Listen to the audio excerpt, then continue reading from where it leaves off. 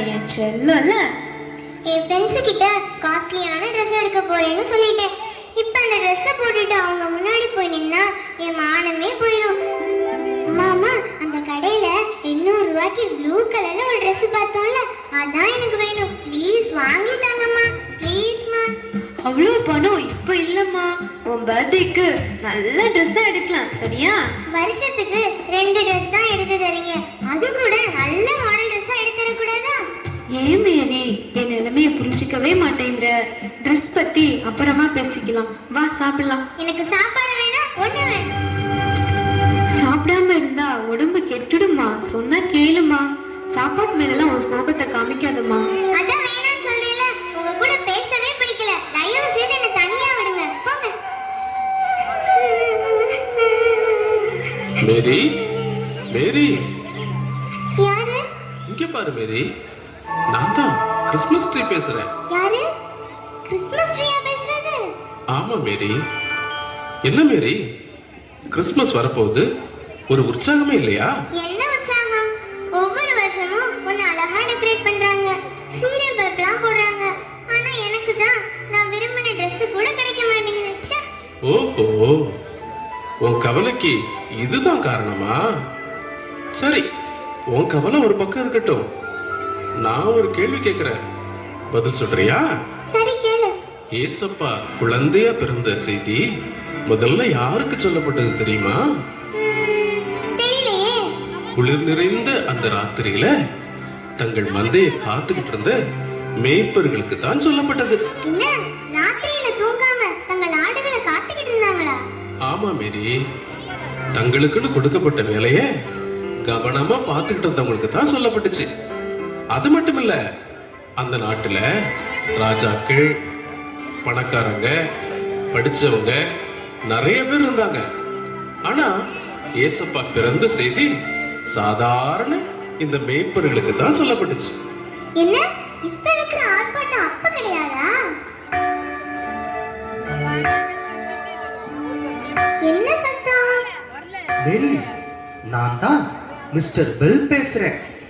எருசலேம் தேவாலயத்திலிருந்து வர்றேன். என்ன மேரி, கிறிஸ்மஸ்க்கு ரெடி ஆயிட்டேல? எங்க, நான் எதிர்பார்த்த Dress எனக்கு எங்க அம்மா வாங்கி தரல. அதனால இது ஒண்ணும் ஹாப்பியான கிறிஸ்மஸே இல்ல. என்ன மேரி, இப்படி சொல்லிட்ட? சரி, ஏசப்பா பிறந்த 8வது நாள்ல அவரை தேவாலயத்துக்கு கொண்டு வந்தாங்க. அப்ப என்ன நடந்துச்சு தெரியுமா? அப்ப பயங்கர கூட்டமா இருந்திருக்குமே. நீ மேல இருந்து பார்த்திருப்ப இல்லையா? அதெல்லாம் இல்ல மேரி. தேவாலயத்துல ஆண்டவருக்காக ரொம்ப நாளா ஜெபிச்சுக்கிட்டு காத்திருந்த 84 வயசுடைய அன்னாள் மற்றும் சிமியோன் அப்படின்ற தேவ மனுஷன் மட்டும்தான் இயேசுவை கண்டு வாழ்த்துனாங்க. மற்ற யாருக்கும் இவர்தான் தேவகுமாரன்னு தெரியவே இல்லை. என்ன ஆச்சரியமா இருக்கே. இப்ப எங்க திரும்பினாலும் சீரியல் லைட்டு, ஃப்ளெக்ஸ் போர்டு, வாழ்த்து அட்டைன்னு இருக்கும்போது ஏசப்பா எளிமையான மக்களுக்கு தான் தன்னை வெளிப்படுத்தினாரா? ஆமா மேரி, இதை விட ஒரு ஆச்சரியமான விஷயம் ஒண்ணு இருக்கு. ஆச்சரியமான விஷயமா? மேரி, மேரி. யாரு? ஸ்டாரா பேசுறது?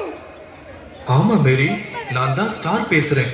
ஏசப்பா பிறந்த சமயம் நான் தான் சாஸ்திரிகளுக்கு வழிகாட்டினேன். ஆனா பாரு, அந்த சாஸ்திரிகள்லாம் அரண்மனையில தான் ஏசப்பா பிறந்திருப்பாருன்னு நினைச்சிட்டு எல்லாரும் ஏமாத்திட்டாங்க. கடைசியில பார்த்தா ராஜாதி ராஜாவாகிய இயேசு மாட்டு தொழுவத்துல தான் தாழ்மையாக பிறந்தாரு. என்ன, தாழ்மையா, ஏழ்மையா, எளிமையா தான் ஃபர்ஸ்ட் கிறிஸ்மஸ் இருந்துச்சா? ஆமா மேரி, இன்னைக்கு பார்க்கிற அலங்காரம், ஆர்ப்பாட்டம் எல்லாம் அன்னைக்கு இல்லவே இல்லை. ஆனா உண்மையான மகிழ்ச்சி இருந்துச்சு. அது மட்டும் இல்ல மேரி, ஏசப்பா பிறந்த நாளை மட்டும் பிரம்மாண்டமா கொண்டாடிக்கிட்டு இருக்கிறது நமக்கு வேணா சந்தோஷமா இருக்கும். ஆனா ஏசப்பாவுக்கு எது சந்தோஷம் தெரியுமா? வேற எதுல ஏசப்பாவுக்கு ஹாப்பியா இருக்கும்? அவர் பைபிள்ல சொன்ன எல்லா காரியத்தையும் ஒவ்வொரு நாளும் கடைபிடிச்சா அதுதான் ஏசப்பாவுக்கு ஹாப்பியா இருக்கும். அப்படி எல்லாரும் பைபிளை ஃபாலோ பண்ணி இருந்தாங்கன்னா எல்லா நாளும் கிறிஸ்மஸ் தான். ஓஹோ, இப்படிதான் ஃபர்ஸ்ட் கிறிஸ்மஸ் கிறிஸ்மஸ் இருந்துச்சா? நான் கூட போதும் என்கிற மனதுடன் இல்லாம ஜீசஸையும் மம்மியையும் கஷ்டப்படுத்திட்டேன். சாரி, இந்த ட்ரெஸ்ஸே எனக்கு போதும். சந்தோஷமா கிறிஸ்மஸ் கொண்டாட போறேன். பிள்ளைங்களா, இந்த மாதிரி அடம் பிடிக்காதீங்க, சரியா? மம்மி டாடிய கஷ்டப்படுத்தாதீங்க, ஓகேயா? மம்மி மம்மி இங்க வாங்களேன்.